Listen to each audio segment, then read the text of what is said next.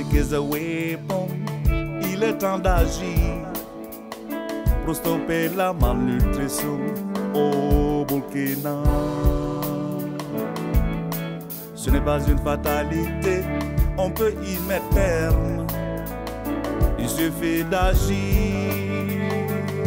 maintenant, maintenant. Music is a weapon, il est temps d'agir pour stopper la malnutrition au Burkina. Ce n'est pas une fatalité, on peut y mettre fin. Il suffit d'agir maintenant. Le 16 octobre 2020, à l'occasion de la Journée mondiale de l'alimentation, les réseaux de la société civile pour la nutrition réitérait son appel à la mobilisation de plus de ressources pour le financement de la nutrition, notamment celui domestique. Il exhortait par la même occasion le gouvernement à honorer son engagement pris en 2017 de créer et de doter effectivement la ligne spécifique dans le budget du ministère de la Santé pour l'achat d'intrants nutritionnels, engagement respecté en 2017 et 2018. Ces rappels épousent l'esprit des actions de plaidoyer de ce regroupement d'une trentaine d'organisations de la société civile qui insistent sur l'importance de l'engagement politique pour le financement de la nutrition. Nous avons choisi d'en discuter dans les détails dans cette tribune spéciale. Fidèles téléspectateurs, bienvenue si vous venez de nous prendre en marche. Ce programme spécial vous est offert dans le cadre de la campagne de plaidoyer et de communication sensibilisation des masses au niveau local. Elle fait partie des actions majeures de la phase 2 du Fonds commun pour le renforcement de la nutrition dénommé Pooled Fund, réalisé grâce à l'accompagnement financier de UNOPS et du mouvement SAN. Et pour discuter des questions en lien avec cette thématique, nous recevons deux invités sur ce plateau. Il s'agit de Herman Goumbry, coordonnateur national du réseau NUT, et de Sita Malika Sawadogo, directeur général de AMD International, entendez par là, associé en management public et développement. Bienvenue à tous les deux sur ce plateau. Merci. Alors, avant d'entrer dans le vif du sujet, allons d'abord à la découverte de la structure qui a eu l'initiative d'organiser cette émission, à savoir bien sûr le réseau NUT. Et je me tourne vers voilà, le coordonnateur national de cette structure. Alors, M. Goumbry, le réseau NUT, qu'est-ce que c'est et dans quel contexte a-t-il été créé? Ok, merci bien M. Kambou. Le réseau NUT est une association de droit burkinabé, apolitique, laïque et à but non lucratif.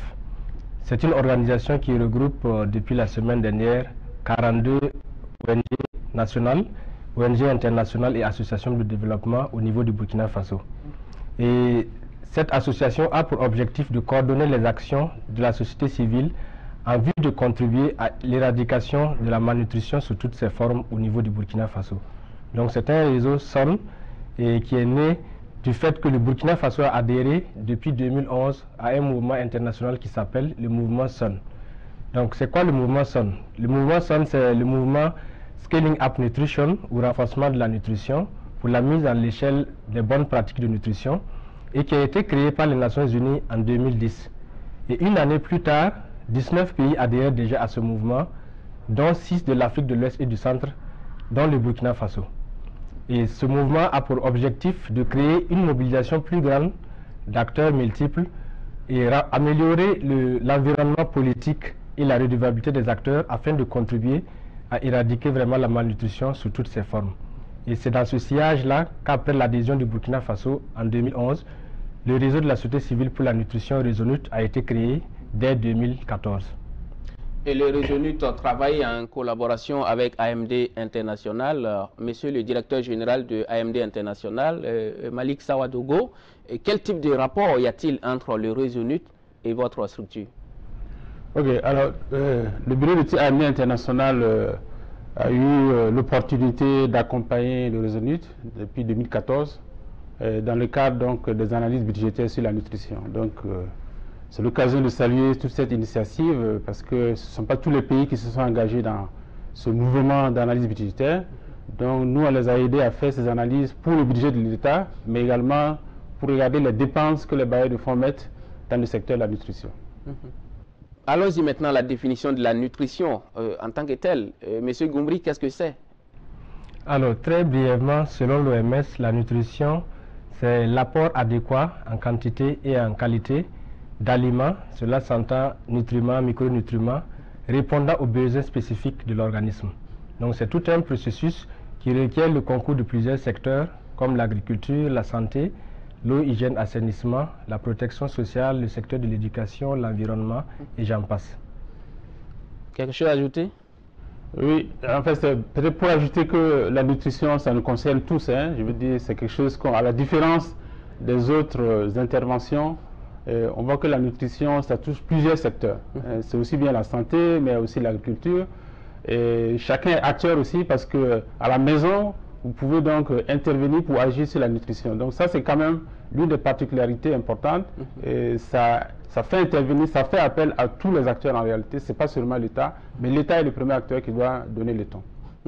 Alors, quand on parle de nutrition, il y a à côté la malnutrition, donc qui fait même qu'on parle aujourd'hui de nutrition. Monsieur Goumbry, y a-t-il une différence à faire entre famine et malnutrition? On peut dire qu'il y a une différence fondamentale entre la malnutrition et l'alimentation. La malnutrition est déjà l'état de maladie dans lequel se trouve la personne. Et cette malnutrition peut être causée par l'insuffisance d'aliments, soit en quantité ou en qualité. La malnutrition aussi peut être causée par d'autres facteurs qui ne sont pas liés forcément à l'alimentation.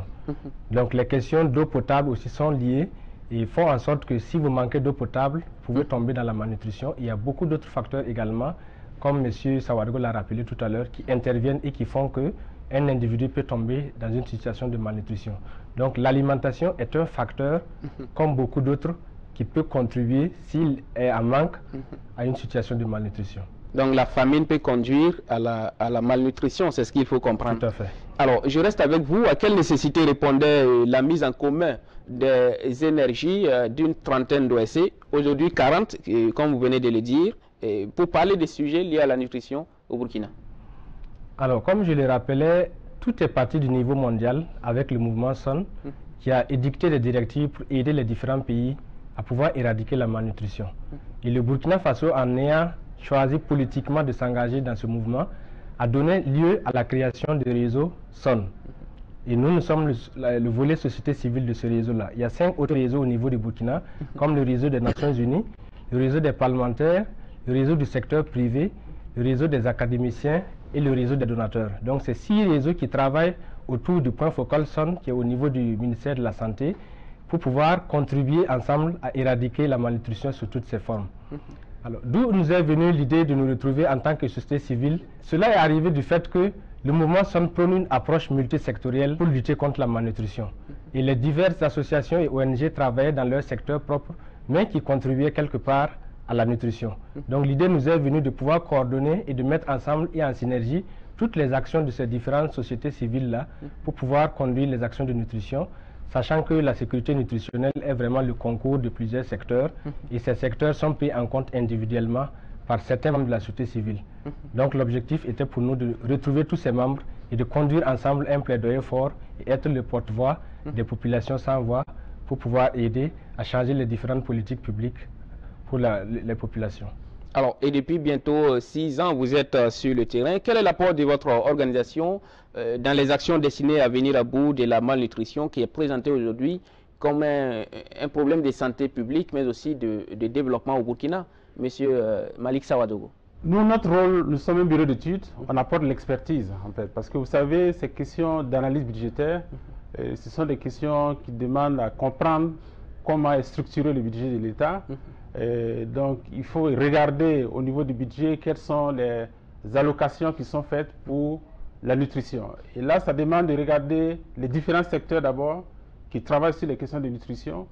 Et c'est ce apport en termes d'expertise que nous on offre pour les organisations de la société civile, pour permettre aussi de regarder, de comparer au niveau international, si on regarde le Burkina par rapport à d'autres pays, où se situe le Burkina aussi par rapport aux normes qui ont été fixées. Si on regarde le domaine de la nutrition, il y a des normes pour allouer 3% du budget de l'État à la nutrition. Donc on compare la situation du Burkina par rapport donc à cette norme qui a été fixée au niveau africain pour inciter les États à mettre encore plus de ressources en faveur de la nutrition. Donc des analyses budgétaires qui offrent des outils de plaidoyer au réseau de la société civile.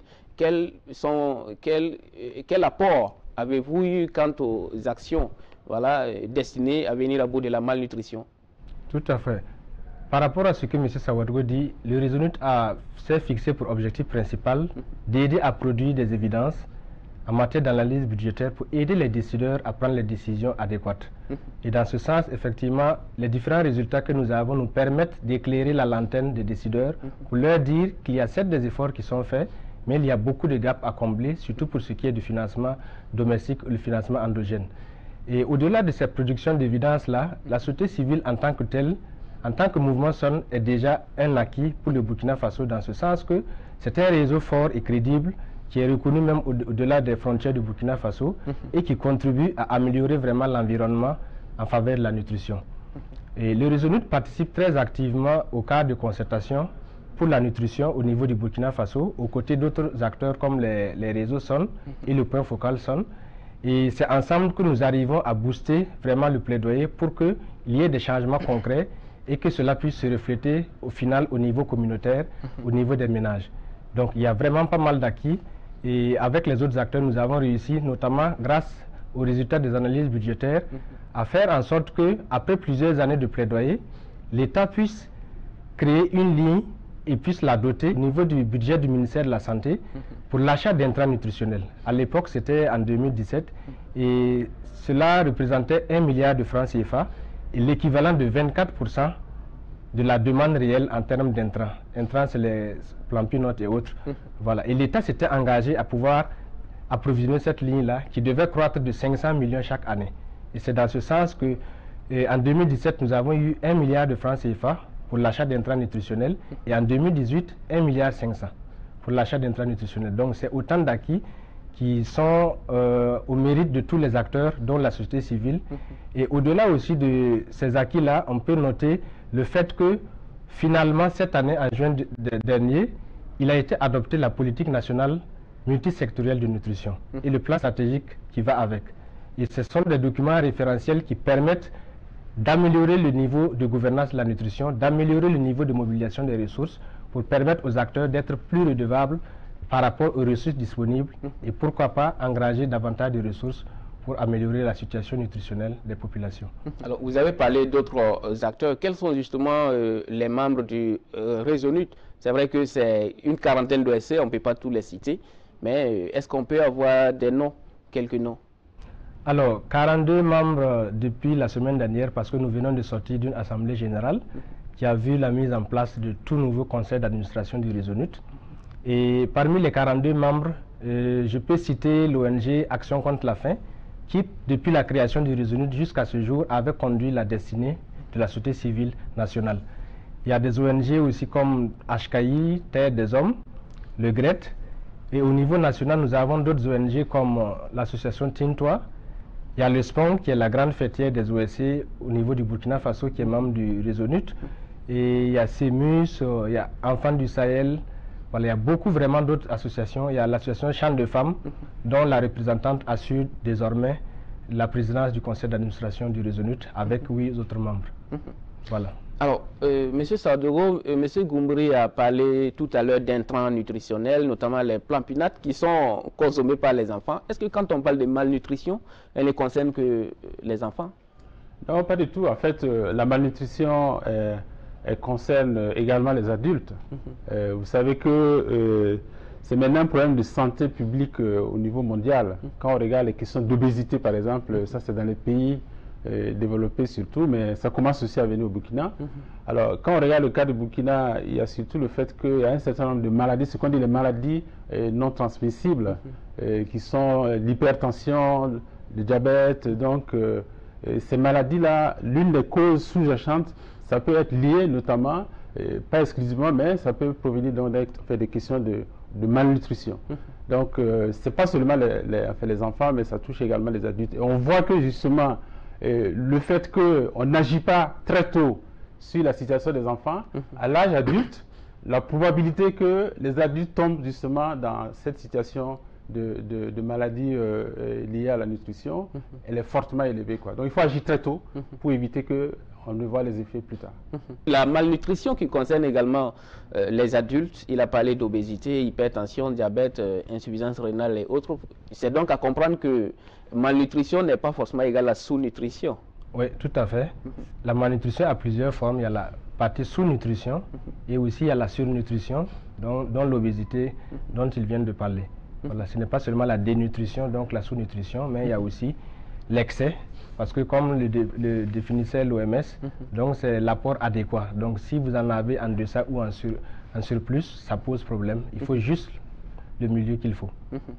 Il faut juste le milieu qu'il faut. En tout cas, cette tribune est tout faite pour qu'on puisse aborder les questions liées notamment au financement de la nutrition ou de la lutte contre la malnutrition au Burkina. Alors, allons maintenant au fond de cette question. Selon une étude menée en 2016 par le Resolute, les engagements politiques de l'État n'ont pu être suivis d'actes concrets, surtout financiers, en vue de faciliter l'atteinte des objectifs nutritionnels à l'horizon donc 2030.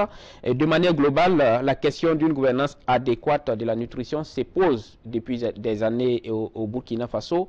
Et que doit-on comprendre à travers ce constat, M. Goumouri? La question de la gouvernance de la nutrition est essentielle dans ce sens que si elle est viable, si elle est fonctionnelle et à un haut niveau, elle va permettre de faciliter les différentes interactions entre les acteurs.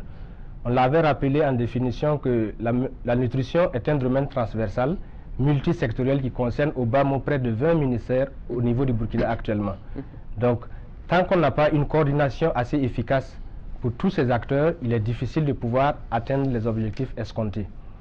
Donc, d'où l'importance de pouvoir avoir une gouvernance pour la nutrition assez efficace et compréhensible par tous et pour laquelle tout le monde s'approprie. Et une gouvernance améliorée à ce niveau va permettre de pouvoir mobiliser davantage plus de ressources parce que vous passez plus crédible devant les partenaires financiers. Ça va vous permettre de mobiliser aussi en interne beaucoup de ressources domestiques parce que c'est là tout l'enjeu. Comment on fait en sorte que, tout en continuant d'avoir des ressources au niveau extérieur, on puisse mobiliser des ressources domestiques pour la nutrition.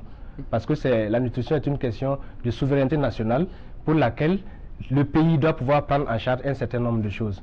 Donc la gouvernance à ce niveau vient aider et surtout va aider in fine à pouvoir améliorer la redevabilité mutuelle des acteurs pour que le peu de ressources qui est utilisé puisse être utilisé à bon escient et puisse aller au niveau des priorités du secteur.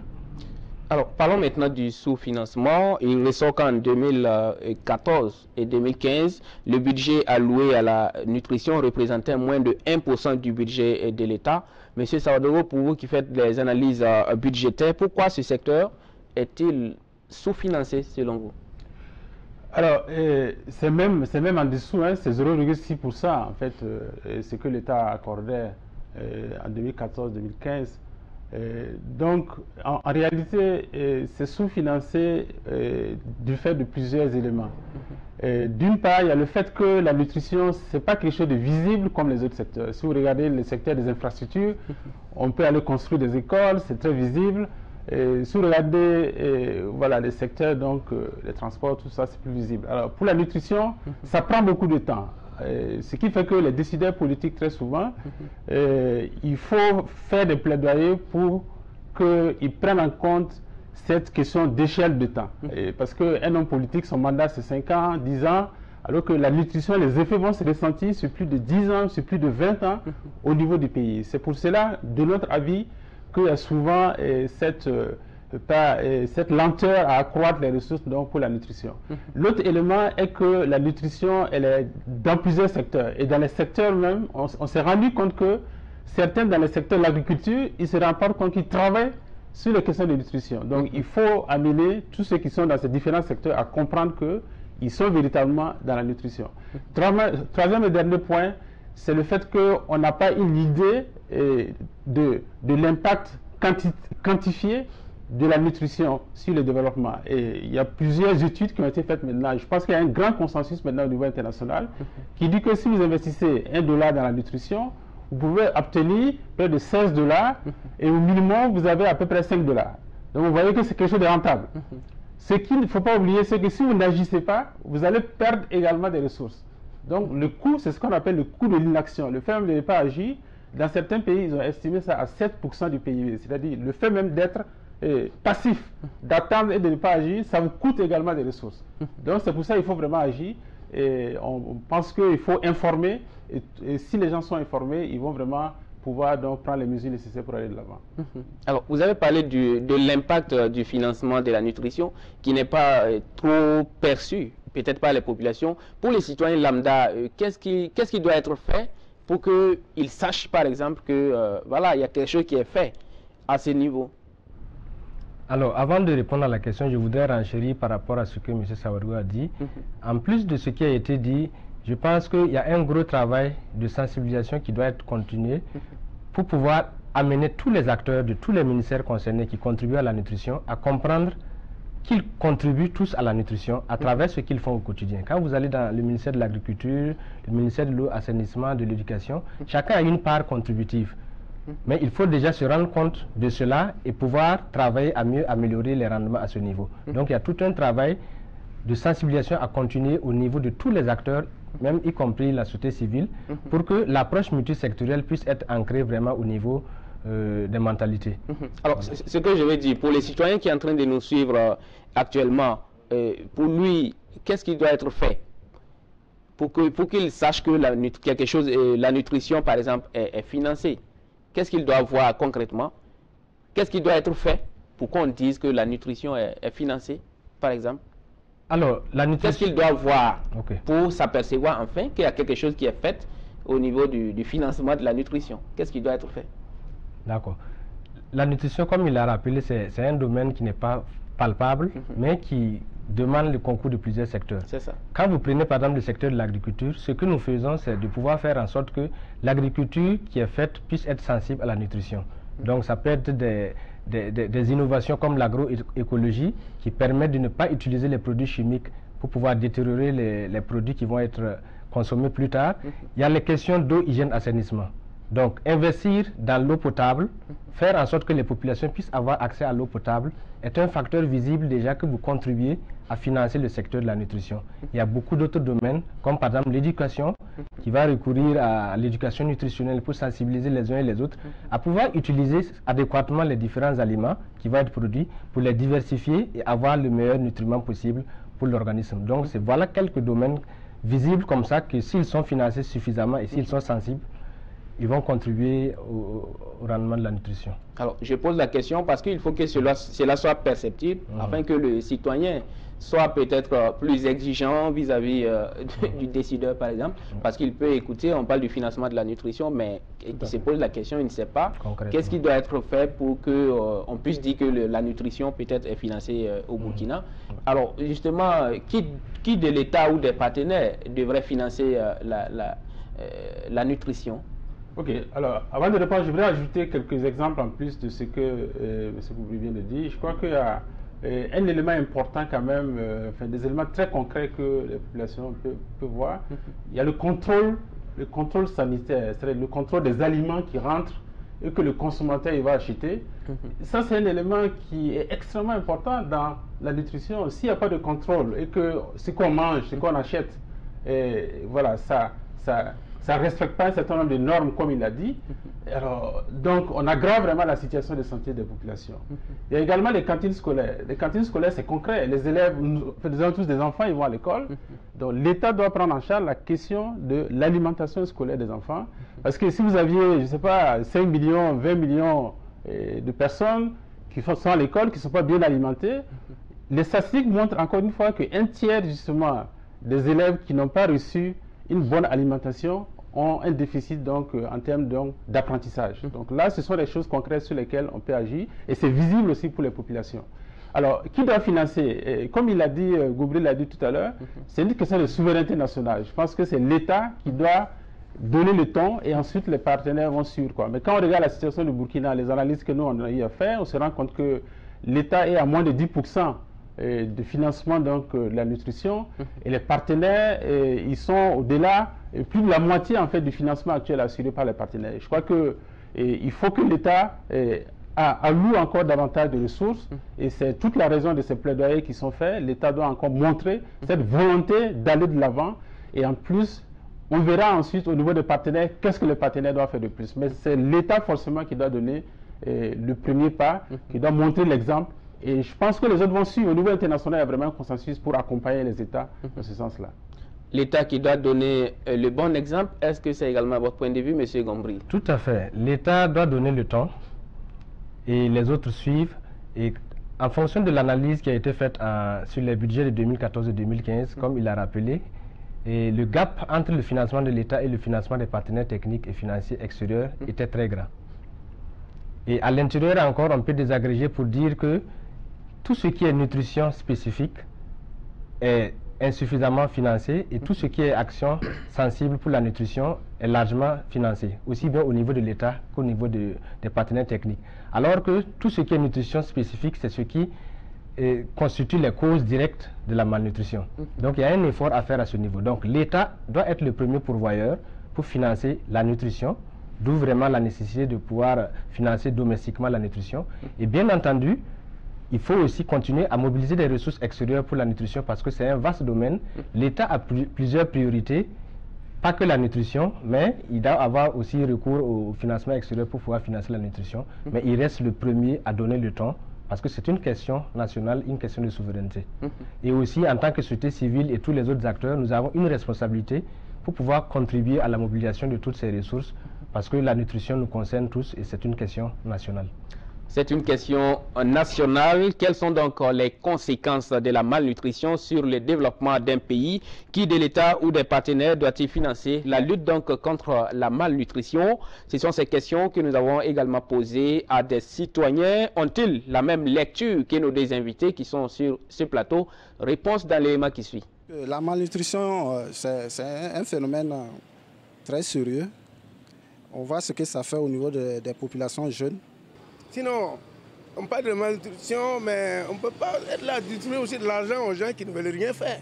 Ce n'est pas possible. Mais je sais qu'il y a nos plats africains. Il faut savoir préparer ses puis bien manger. Les autorités qui doivent savoir pourquoi il y a ça. Mais pour 20 millions d'habitants, non? Et il n'y a que 2 qui mangent à leur faim. 2 millions qui mangent à leur faim. Il faut comprendre. Oui, il faut comprendre. Ils disent que le céréal fait à 6 000. C'est comme des personnes, comme des Burkinabés qui peuvent avoir 6 000 pour payer le sac. Mais pour avoir ça aussi, tout est un problème. Vous voyez? L'alimentation, ça a un coût. C'est comme la santé. Tout va ensemble. Mais il y a des urgences et des priorités. L'État d'abord a des besoins cruciaux d'abord pour parler de malnutrition. Atteindre l'autosuffisance alimentaire d'abord, avant de parler maintenant de la malnutrition. Maintenant, qu'est-ce qu'on appelle par malnutrition d'abord? Vous voyez que c'est une question à double volet. Il faut d'abord s'auto-alimenter, atteindre l'autosuffisance alimentaire, et maintenant, on peut maintenant penser à d'autres côtés. Maintenant, l'État est en train de mettre les petits plats dans les grands pour d'abord arriver à atteindre l'autosuffisance alimentaire. Vous voyez que partout, aujourd'hui, ils sont en train de travailler partout dans les villages, au niveau des plans, aménager les bas-fonds, tout. C'est déjà quelque chose d'un pas de grand. Donc ils sont déjà en train de financer ça. Aujourd'hui, quand vous prenez les États comme le nôtre, il n'a pas assez de moyens. Maintenant, s'il y a des partenaires financiers qui peuvent l'appuyer, je pense qu'il n'y a pas de problème. L'État a le devoir de financer la lutte contre la malnutrition. Maintenant, et qui est l'État même? Parce que quand on dit État, l'État aussi, ce sont les partenaires financiers. Hein. Voilà, c'est un ensemble. Mais avant tout, c'est l'État. Voilà, avant tout, c'est l'État. En tout cas, à l'instant des avis des citoyens lambda sur cette problématique de la nutrition et notamment de son financement. Alors, M. Gombri, de l'avis de certains citoyens dans le micro-trottoir que nous venons de suivre, l'éradication de la malnutrition passe par l'atteinte de l'autosuffisance alimentaire. Est-ce que ce lien est logique selon vous? Ce lien est logique, mais pas que. Parce que comme on l'a rappelé tout à l'heure, la malnutrition est un phénomène qui touche plusieurs secteurs et qui est causé par plusieurs facteurs à la fois, dans plusieurs secteurs. Donc, On ne peut pas expliquer la malnutrition par le simple fait de l'absence d'aliments.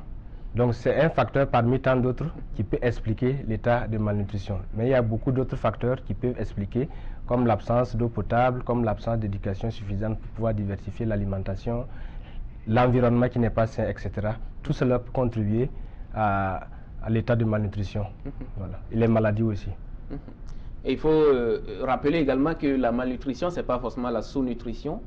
Est-ce que c'est la même lecture que vous avez? Ce lien n'est pas logique selon M. Goumbry?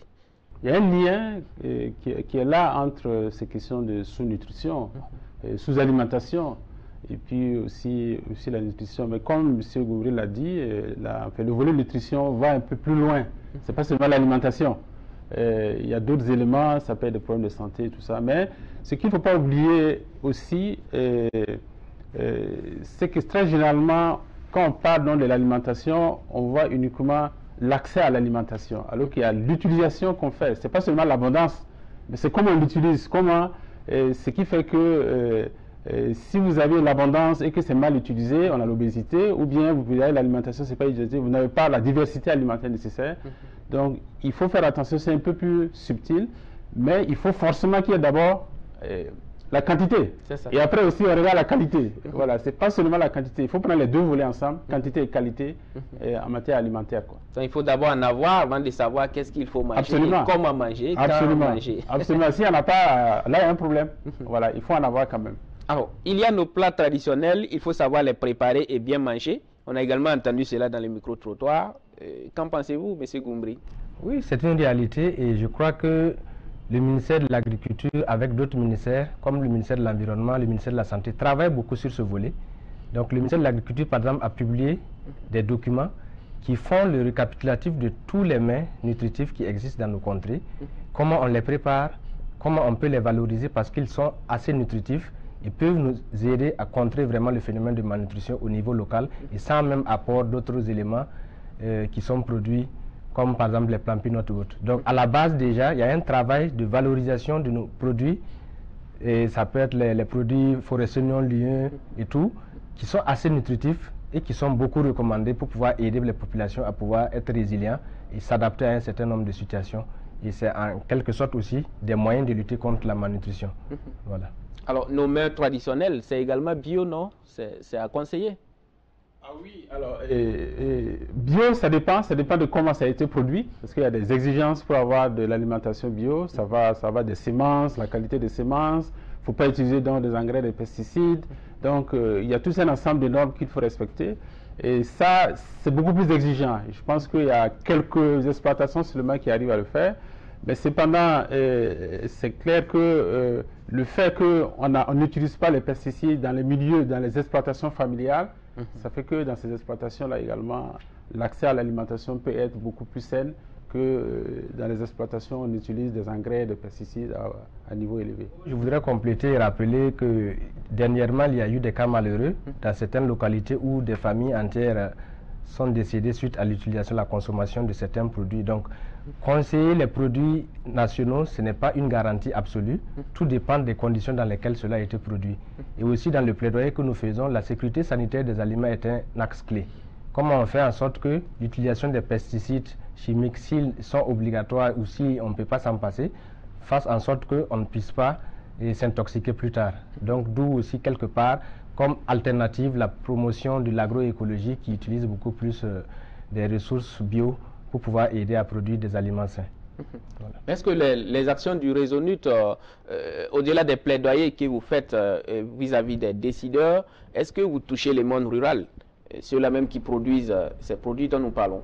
Alors, ce que nous faisons pour le moment, nous faisons du plaidoyer uniquement au niveau national et depuis 2018, nous faisons ce qu'on appelle le plaidoyer décentralisé au niveau communautaire par la base. Parce que pendant longtemps, nous avons été le porte-voix des populations et de plus en plus, nous travaillons à sensibiliser les communautés à travers les membres du réseau NUT qui sont au niveau de ces différentes régions. Donc, nous sommes en phase pilote dans 5 régions au niveau du Burkina et nous travaillons avec nos membres à pouvoir sensibiliser davantage les populations riveraines pour que les questions de nutrition puissent vraiment être le quotidien dans la vie. Voilà. Alors, évoquant la question du financement de la nutrition, on a entendu un citoyen dire dans le micro-trottoir que le financement doit être fait à la fois par l'État et ses partenaires, mais en priorité l'État. Alors, ce qui n'est pas faux, et vous l'avez également rappelé ici sur ce plateau. Et pourtant, en 2014, par exemple, le budget de l'État a pu supporter seulement 13% du budget global des interventions spécifiques et sensibles à la nutrition, et les 87 autres % du financement provenaient des partenaires techniques. Monsieur Goumbry, pourquoi ce secteur qui semble si stratégique est pratiquement voilà, laissé entre les mains des partenaires extérieurs? Le processus de plaidoyer est assez long et même souvent difficile. Et je suis obligé de dire que beaucoup d'efforts quand même sont faits au niveau du Burkina. Donc le Burkina est reconnu comme le pays qui a ratifié beaucoup d'accords, beaucoup de déclarations au niveau national, au niveau international en faveur de la nutrition. Et le Burkina est cité aussi comme un des rares pays qui arrive à répondre à la déclaration d'Abuja par rapport à 15% au moins pour le financement de la santé, même si on n'atteint pas forcément, on s'approche quand même de la barre et souvent on va au-delà et on revient. Donc ce sont des exemples qui sont cités. Il y a beaucoup d'efforts qui sont faits. Et pourquoi ce secteur paradoxalement semble être sous-financé? Je dois rappeler aussi que le plaidoyer qui a été fait par la société civile et les autres acteurs a conduit à ce que la nutrition puisse être inscrite dans le PNDS 2016-2020 qui a expiré, et nous sommes en train aussi en attente de travailler pour que le prochain référentiel puisse prendre en compte la nutrition comme une priorité. Donc ça, c'est déjà des éléments concrets qui sont faits. Et en matière de financement, il y a d'autres efforts comme par exemple l'initiative GFF, qui est le Global Financing Facility, qui est un mécanisme mondial de financement de la santé dont bénéficie le Burkina Faso.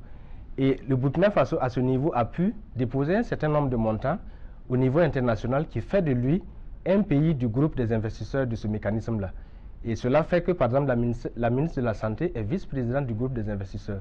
Et cette opportunité de financement concerne le secteur aussi de la nutrition comme d'autres secteurs. Donc c'est pour dire que beaucoup d'efforts sont faits, et sachant aussi qu'il y a beaucoup de priorités, comme par exemple depuis dernièrement les questions d'insécurité, il y a Covid-19 qui est arrivé, il y a pas mal d'efforts qui sont faits et cette situation est en train d'être gérée, et je crois que le plaidoyer que nous faisons va trouver oreille attentive parce que c'est un processus.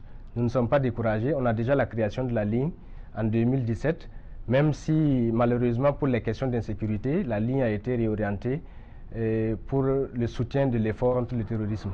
Sinon, il y a beaucoup d'efforts qui sont faits, et je peux compléter aussi qu'au-delà de l'étude sur les budgets 2014 et 2015, il y a une étude qui a été faite par le ministère de la Santé sur le budget 2016 à 2018. Et à ce niveau, pour la part de l'État bien entendu, et à ce niveau, on a montré une hausse de 1,1 pour le financement global du pays pour la nutrition. Donc on est passé de 0,6% à peu près à 1,1 pour les 3 autres années. Donc avec le partenaire AMD, nous sommes en train de réaliser maintenant la part des PTF sur la même période pour pouvoir compléter et voir si le gap s'est rétréci ou pas entre le financement de l'État et le financement des partenaires techniques et financiers. Voilà. Alors, mais il reste quand même que voilà, c'est un secteur qui est sous-financé. Monsieur Sawadogo, quel pourrait être l'impact du sous-financement de la nutrition sur le développement d'un pays en général? Il y a quand même un consensus au niveau international. Il y a des études qui ont été faites par le Lancet, qui est une entreprise donc, scientifique britannique. Alors, ce qu'ils ont trouvé, c'est que le fait, il y a à peu près 14 interventions qu'ils ont identifiées en matière de nutrition et qui vont avoir un impact sur le développement d'un pays. Et je vais juste citer quelques exemples. Je parlais tout à l'heure du tiers donc, des enfants qui vont à l'éducation. Ça veut dire que s'ils vont à l'éducation et qu'effectivement ils sont bien alimentés, vous avez un tiers de déficit en moins. Ça veut dire que les enfants vont acquérir beaucoup plus les apprentissages facilement. Vous avez un tiers de décès qui sont liés donc aux maladies diarrhéiques, donc toutes les maladies qui touchent les enfants, qui peuvent être évitées en investissant justement dans la nutrition. Au-delà de ça, on peut compter toute la charge de santé publique que représente la prise en charge des personnes qui sont atteintes de maladies non transmissibles. Vous prenez ce que l'État met pour soigner les problèmes de déficience rénale, les problèmes de lutte contre la tension. C'est un coût économique qui est extrêmement élevé en termes de santé publique, mais également pour les ménages, parce que quelqu'un qui est malade, c'est-à-dire qu'il n'arrive pas à générer des revenus, il n'a pas son travail, il n'a pas de revenus. Ça aussi un impact sur les enfants, parce que s'il a une famille à nourrir, il ne pourra pas s'occuper des enfants. Ses enfants seront également sous-nutris. Donc c'est un cercle vicieux qu'il faut vraiment arrêter. C'est pour ça, je crois que, comme il est dit, le Burkina a fait des efforts. Maintenant, ces efforts ne sont pas suffisants. Quand on regarde l'éducation, l'État met à peu près 22%, 22%, ils sont à 22% en 2019, du budget de l'État qui va à l'éducation.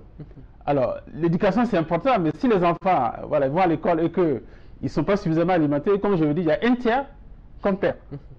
Donc, c'est important justement d'élever, parce que c'est vraiment 0,6%, c'est pas beaucoup. Donc, l'État peut faire un effort pour aller au-delà de ça. Et c'est vraiment important que tout ce plaidoyer qui est fait par le Resolute pour encourager l'État à fournir encore plus d'efforts dans ce sens-là. Donc la nutrition qui est un secteur transversal dont le sous-financement pourrait avoir beaucoup de conséquences sur le développement de façon globale. Autres conséquences à ajouter? Alors, je veux compléter en disant que l'étude sur le coût de la faim au Burkina Faso a révélé que par exemple en 2012, le Burkina a perdu 409 milliards de francs CFA suite aux conséquences de la malnutrition. Donc cela requiert les coûts, les frais médicaux, et la mortalité infantile, etc., etc. Pour un pays comme le Burkina Faso, perdre 409 milliards, c'est énorme. Comme il l'a rappelé, pour n'avoir pas agi, on perd un certain nombre de fonds. Et l'UNICEF, par exemple, dit que chaque année, de façon globale, les pays d'Afrique et d'Asie perdent 25 milliards de leur budget suite aux conséquences de la malnutrition. Donc, et en santé, c'est démontré, et partout d'ailleurs, que mieux vaut prévenir que guérir. Donc, si on investit en amont pour prévenir à travers des actions de prévention, on utilisera moins de dépenses après pour pouvoir prendre en charge les cas de maladie. Donc, c'est vraiment important. Et aussi, je fais le parallèle entre le fait de sous-financer la nutrition et le développement du capital humain. Dans ce sens que la nutrition est un facteur déterminant du capital humain, et parce que c'est un volet important qui va permettre d'avoir une vie épanouissante, d'avoir une santé, une éducation correcte. Et donc, si vous sous-financez le secteur de la nutrition, vous avez tout le volet capital humain qui se trouve en difficulté, et vous avez malheureusement des individus, une fois dans la société, qui deviennent plus un poids qu'un contributeur à la société, parce qu'ils sont peu productifs. Les lésions cérébrales causées par les effets de la malnutrition souvent sont irrémédiables, par exemple pour le cas de la malnutrition chronique. Et après, vous avez des individus qui sont peu productifs parce qu'ils n'arrivent pas à apprendre comme il se doit. Et à l'école aussi, l'autre conséquence, c'est que les enfants qui sont malnutris et qui n'ont pas été pris en charge correctement et à temps souffrent de retard d'apprentissage, par exemple. Voilà, sans compter vraiment tous les décès liés à cette situation. Voilà, d'où vraiment l'importance de financer adéquatement le secteur pour pouvoir éradiquer la malnutrition. Et pour finir à ce niveau, c'est que il a été démontré dans l'étude qui a été faite avec le partenaire AMD ici, que selon le niveau actuel de l'analyse que nous faisons du financement de la nutrition, pour pouvoir atteindre les objectifs fixés d'ici à 2030, par exemple, selon les ODD, il faut doubler le financement de l'État et quadrupler pratiquement le financement des partenaires techniques et financiers pour pouvoir atteindre ce niveau. Donc c'est un gros défi qui se pose à tous les acteurs, dont l'État, les partenaires techniques et financiers, la société civile et tous les autres acteurs que nous sommes. Il y a eu des engagements qui ont été pris par l'État et honorés suite à vos plaidoyers. À quel niveau peut-on placer le Burkina Faso par rapport aux autres pays de la sous-région en termes de financement de la nutrition? Alors, quand on compare le Burkina par rapport aux autres pays de la sous-région, d'abord il y a deux choses. C'est de savoir qu'il n'y a pas beaucoup de pays qui se sont engagés dans cette initiative. Donc c'est pour ça qu'il faut saluer vraiment l'effort que fait le gouvernement burkinabé avec l'accompagnement de Resolute dans ce sens-là pour analyser, pour suivre les allocations budgétaires qui sont faites au niveau de la nutrition. On parlait tout à l'heure du niveau de 0,6% dans ces 2014-2015, c'est passé à 1,1%. Mais on a regardé les chiffres de quelques pays, quand on parle du Burundi par exemple, et ils sont à 1,16% à peu près de leur budget qui va à la nutrition. Quand on regarde le Kenya, ils sont à peu près autour de 0,9%. d'autres pays, voilà. Donc il n'y a pas beaucoup de pays qui arrivent vraiment à atteindre un niveau assez élevé dans la sous-région. Donc c'est aussi nouveau, c'est vraiment des initiatives très nouvelles d'inciter justement les pays à allouer beaucoup plus de ressources en matière donc, de financement et de financement de la nutrition. Alors, donc, il faut dire qu'il y a eu du progrès, comme vous venez de le dire, mais comme relevé plus haut, la malnutrition s'impose comme un problème de santé publique et la lutte contre ce mal est malheureusement sous-financée, comme vous le dites, et beaucoup reste donc à faire. Alors, les différentes organisations membres du Resolute affirment qu'investir dans la nutrition est indispensable pour l'atteinte des objectifs de développement durable ODD au Burkina Faso. Alors, quelle action déployer pour changer la donne maintenant? Alors, pour changer la donne maintenant, et heureusement d'ailleurs, pour le cas du Burkina, comparé à d'autres pays au niveau global, il faut dire que le Burkina Faso fait partie de quelques pays, donc 61 pays au plan mondial qui appartiennent au mouvement SON, et qui a pris pas mal d'engagements. J'ai cité tout à l'heure la déclaration d'Abuja pour la santé, il y a Maputo en 2003 pour 10% au moins du budget global pour l'agriculture, et il y a d'autres engagements qui ont été pris. Le plaidoyer que nous faisons justement a pu faire en sorte que le président du Faso ait pu être mobilisé et qu'il ait accepté être dirigeant ALN, African Leaders for Nutrition, qui est une initiative de la Banque africaine de développement, qui a coopté le président du Faso comme champion nutrition. Et il a accepté jouer ce rôle et il s'est engagé à travers une feuille de route qui a été élaborée à ce sujet pour pouvoir améliorer surtout le niveau d'ancrage de la nutrition. Et parmi ces points clés de la feuille de route là, il y a justement le volet de l'amélioration du financement domestique de la nutrition. Donc ça, c'est un engagement politique très fort et qui met le pays sur une trajectoire assez importante pour dire que malgré les difficultés, malgré les nombreuses priorités qui sont dans le pays, la nutrition quand même reste une priorité et nous allons travailler à mobiliser plus de ressources pour pouvoir faire face aux questions de malnutrition.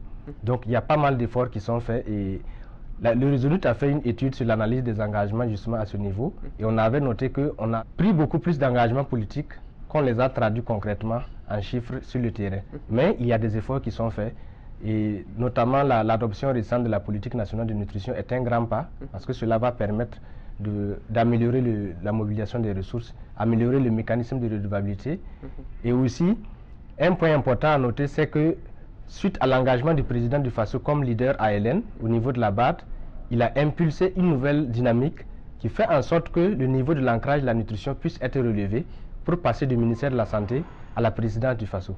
Et c'est un processus dans lequel nous sommes et je crois qu'il y a un projet de décret qui existe déjà en ce sens pour pouvoir améliorer la coordination et la société civile fait confiance aux autorités à ce niveau pour exploiter à fond le travail technique des acteurs et pouvoir proposer un mécanisme assez viable et fonctionnel pour pouvoir améliorer vraiment la nutrition au niveau du Burkina, dont en particulier le volet mobilisation des ressources.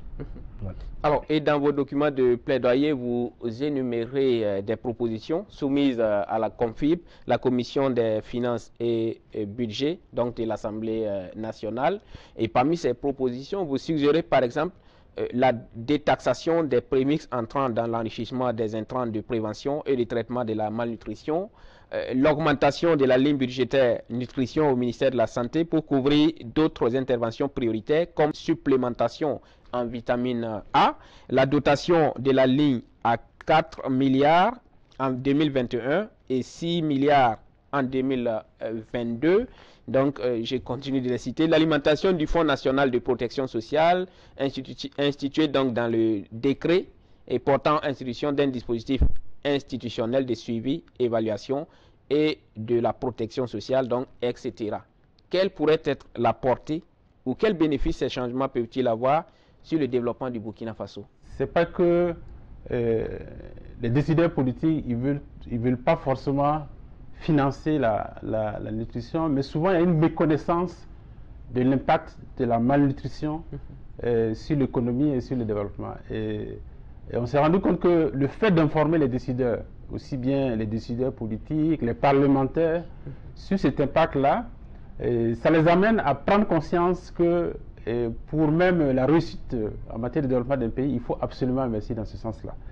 Donc, ce que vous avez indiqué tout à l'heure, il y a un certain nombre d'interventions qui sont spécifiques à la nutrition, et qui agissent directement sur la nutrition. C'est ce que vous avez volé sur la supplémentation en vitamine A.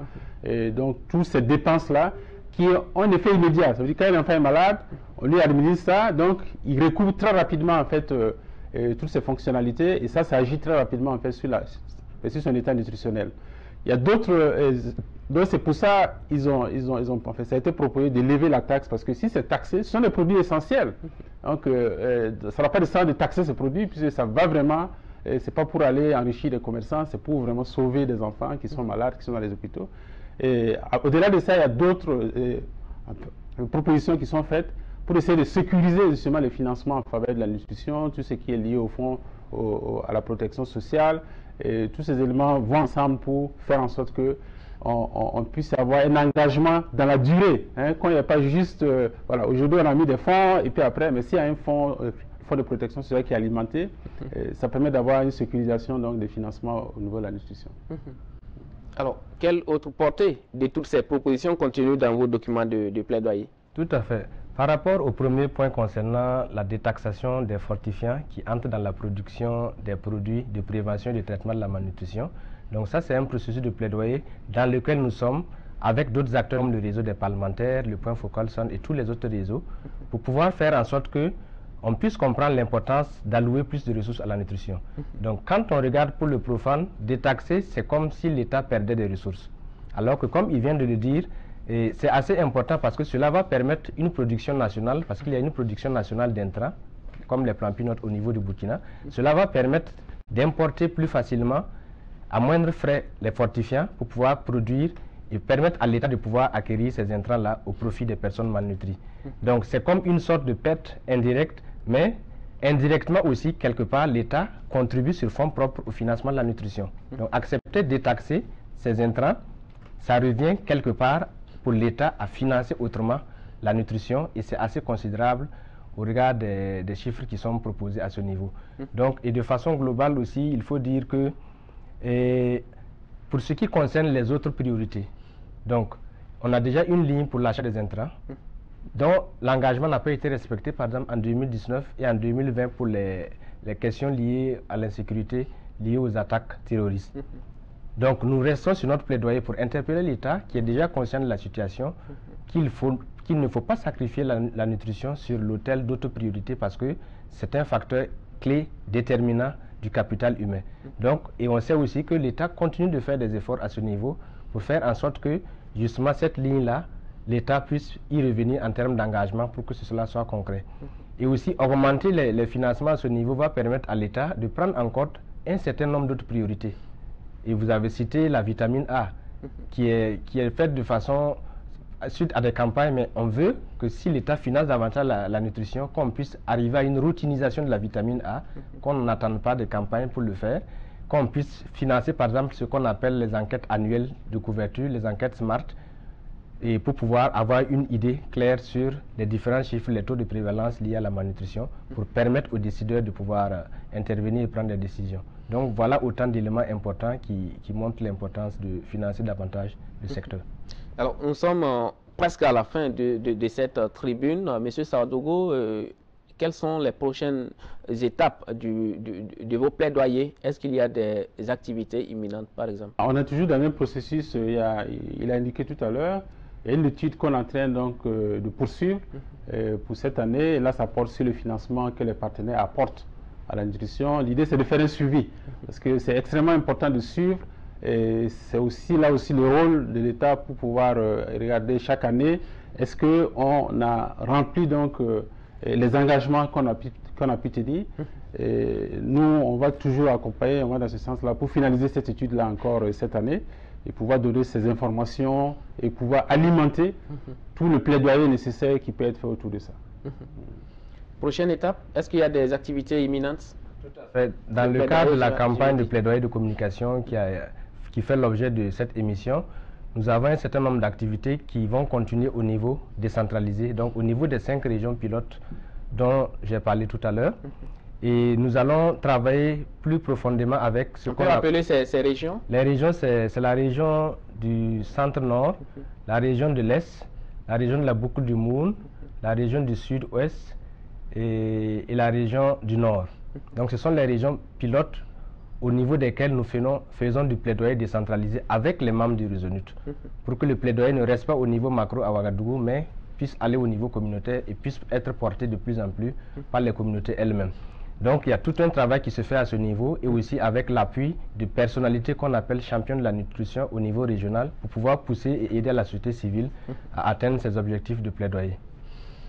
Voilà, c'est tout donc pour cette tribune consacrée au financement de la lutte contre la malnutrition au Burkina Faso. Et je rappelle que nous recevions sur ce plateau Herman Goumbry, il est le coordonnateur national du Resolute, le réseau de la société civile donc pour la nutrition, et Sita Malik Sawadogo, directeur général de AMD International.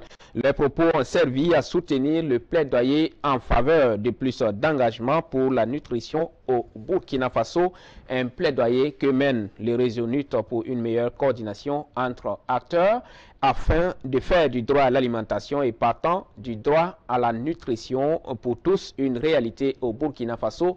Merci donc de nous avoir suivis. Excellente suite des programmes à toutes et à tous.